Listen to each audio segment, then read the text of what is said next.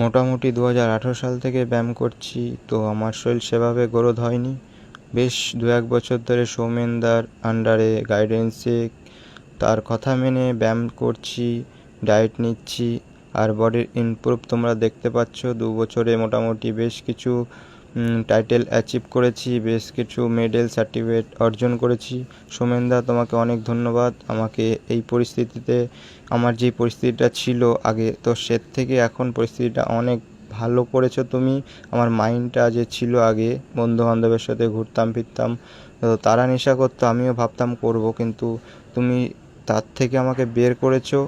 আর যতটুকু হয়েছি এখন আপাতত আমার মনের জোরে করতে পেরেছি। তোমার কথাবার্তা শুনে তুমি আমাকে অনেকটা সাপোর্ট করেছো, তো তার জন্য এই যতটুকু এখানে দেখতে পাচ্ছ তোমরা সবাই মোটামুটি আমি অর্জন করেছি, আমি কিনেছি, আমি কষ্ট করে এগুলো সব তৈরি করেছি। আর আমারও ইচ্ছে ছিল মোটামুটি একটা জিম খুলবো, তো আশা করি নিজের আপাতত ছোট একটা ঘরের ভিতরে ব্যায়াম করছি।